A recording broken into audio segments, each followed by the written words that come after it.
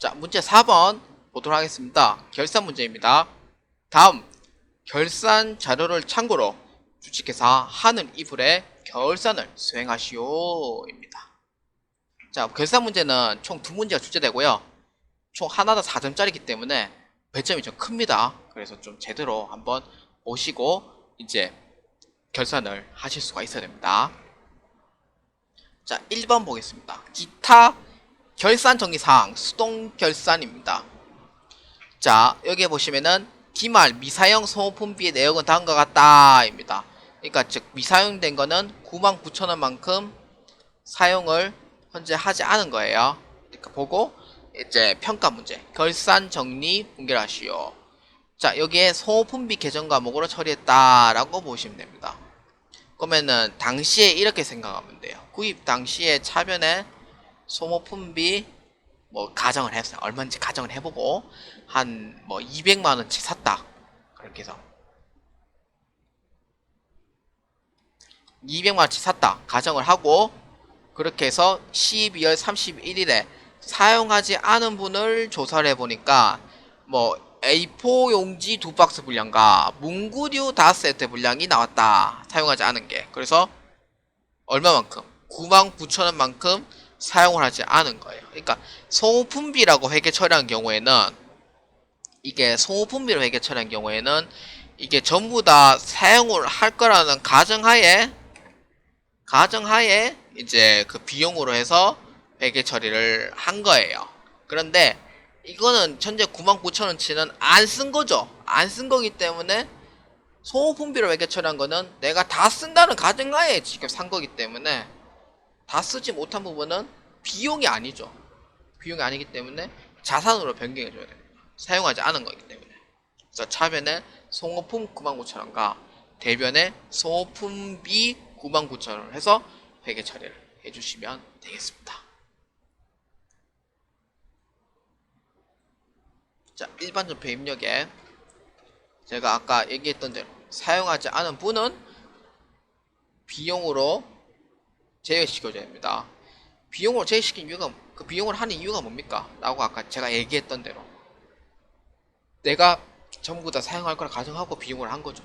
그런데 12월 31일에 보니까 다 못 썼다는 거예요. 99,000원치. 그렇기 때문에 이거는 비용에서 제외를 시켜줘야 된다. 이 말입니다. 차변에 소모품입니다. 122만. 172만. K이름은 122번 돼 있어요. ERP도 122번 돼 있고. 근데 여기는 172번 돼 있어요. 코드 번호를 중요치가 않아요. 계정 과목만 정확하게 치면 됩니다. 다음 대변에는 소모품비로 해서 회계 처리를 해주시면 됩니다. 자, 이렇게 해서 이제 4-1번은 이제 이렇게 해서 회계 처리를 해주시면 됩니다. 차변에 소모품, 대변에 소모품비 안 쓴 부분만큼 해가지고 이제 비용에서 제외를 시켜주면 된다. 이렇게 해서 보시면 됩니다. 그러면 99,000원을 뺀 나머지 금액은 다 사용을 한 거죠. 이렇게 또 생각을 해주시면 됩니다. 자, 그 다음에 4-2번입니다. 결산자료 입력에 의한 자동 결산입니다. 결산자료의 입력에 의한 자동 결산. 이거는 두 개의 항목이 존재해요. 이거는 감가상각비 내역이고요. 하나는 이제 퇴직급여 추계액인데 1번은 그냥 이제 결산 자료 입력에 입력만 해주시면 돼요. 그러니까 왜 입력만 해주냐면은 정액법하고 정률법으로 따로 계산하는 문제가 없기 때문에 그래서 이거는 결산자료 입력에 그대로 입력해주면 된다 이 뜻이고요. 공개는 굳이 뭐 제가 블로그에는 수동 입력으로 해가지고 넣어놨지만 동영상 풀이는 자동으로 해가지고 하는 방법을 보여드릴 겁니다. 그 다음에 이제 2번 같은 경우에는 이제 학계 잔액 시산표에 이제 퇴직급여 이제 충당부채 잔액을 먼저 확인해 줘야 됩니다. 첫 번째는. 그 다음 두 번째는 이제 1번에 이제 이 금액을 차감을 하고 이제 퇴직급여 충당부채 계정 과목에 이제 그거를 이제 입력을 해주시면 된다. 이렇게 해서 보면 됩니다.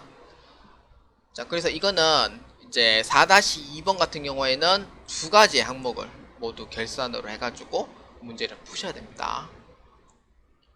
자, 여기에 결산자료 입력에 한번 클릭해 보겠습니다. 감가상각비는 결산자료 입력해서 해주시면 돼요. 그게 제일 편하네요. 근데 여기에 보시면은 매출원가 및 경비 선택이라고 되어 있습니다. 근데 이거는 아무거나 치면 안 돼요. 여기는 지금 상품 계정 과목이 그 주력으로 있는 거기 때문에 매출 원가를, 그러니까 즉 상품 매출 원가로 잡아줘야 됩니다. 상품 매출 원가로. 그래서 451번으로 해서 이렇게 해서 입력을 해주면 돼요. 여기 451번 입력해주면 됩니다.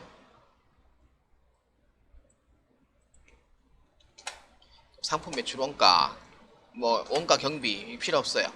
확인 눌러주면 돼요. 자, 여기에 눌러주면 되고, 여기에 밑에 이제 적혀진 이제 건물, 차량 운반구, 비품으로 해서 이제 여기에다가 각각의 입력을 해주시면 됩니다. 밑에 보시면은 이제 감가상각비라고 되어 있는데, 건물에 900만원, 차량 운반구에 1100만원, 그 다음에 비품에 120만원으로 해서 입력을 해주시면 됩니다. 이게 1번 요청사항이 끝난 거고요. 그 다음에 2번을 한번 보겠습니다. 이겁니다.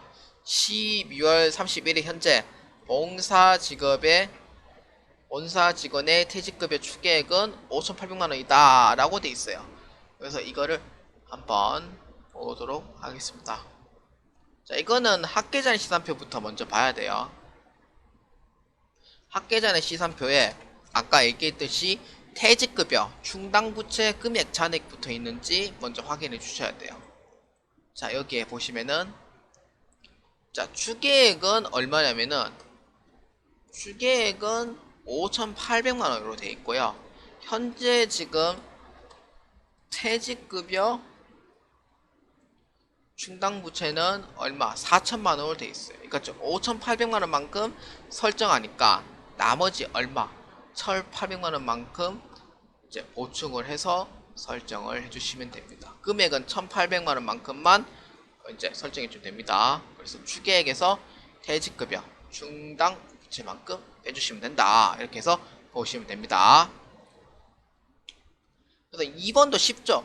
2번도 어렵진 않아요. 그래서 퇴직급여 충당부채에서 학계전 시산표 보고 퇴직급여 충당부채 금액만큼 빼서 나머지 금액 넣어주면 된다. 그래서 얼마? 1,800만원 이렇게 넣어주면 된다는 거예요. 밑에 보시면은 이제 퇴직급여라고 있어요. 판관비 쪽에 퇴직급여라고 있습니다. 그래서 여기에 보시면은 퇴직급여 전입액과 퇴직연금 충당금 전입액이라고 있어요. 퇴직연금 충당금 전입액은 시험 문제 안 나옵니다. 그래서 퇴직급여 전입액에 작성해 주시면 됩니다. 얼마? 5,800만원에서 학기전 시산표 4천만원을 뺀 나머지 1,800만원만큼만 입력해 주면 된다. 이렇게 해서 보시면 됩니다. 그러면 여기서 끝났냐 이거예요. 자, 자동결산이기 때문에 이 부분에 대해서 여기에 모두 입력을 다 했어요. 그러면 이게 끝입니까?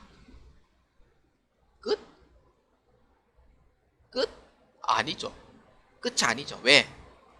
이거는 지금 현재 지금 입력만 해놓은 상태죠. 입력을 해놨는데 전표 예산 반영이 안 돼 있어요. 입력만 했는데 전표 반영이 안 돼 있어요. 그래서 전표 반영까지 해줘야 됩니다. 그래야지 사정을 받을 수가 있어요. 이것만 입력해 놓으면은 그거 점수 못 받아요. 그렇기 때문에 반드시 전표 반영까지 해줘야 됩니다. 그래서 이 전표 추가를 눌러주고 12월 31일에 일반 전표에 잘 되어 있나 그것까지 확인해 주셔야 돼요. 그래서 전표 추가에 자, 결산 분계를 일반 전표에 추가하시겠습니까? 그러면은 예 누르고 추가 완료되었습니다 라고 해주시면 돼요. 그러면은 이제 일반 전표 입력에 12월 31일에 이거 되어 있나 보면 돼요. 잘 되어 있죠. 여기까지 해야 완벽하게 4점을 받을 수가 있고요. 만약에 2번 문제가 그 자동 결산이 아닌 수동 결산을 해도 문제는 없어요. 왜냐면은 이제 1번 점표에 그 반영이 되어 있기 때문에 상관없어요. 그렇기 때문에 수동 결산을 해도 상관없고 자동 결산을 해도 상관은 없습니다. 그래서 어느 둘 중에 하나 편안한 거 이렇게 해서 해주시면 되고요. 제 블로그는 수동 결산을 해서 해설 적혀 있고요. 자동 결산은 유튜브를 통해서 올려져 있습니다. 그래서 둘 중에 하는 방법을 보시고 수동 결산이 편하면은 수동 결산으로, 자동 결산이 편하면은 자동 결산으로 해주시면 되겠습니다.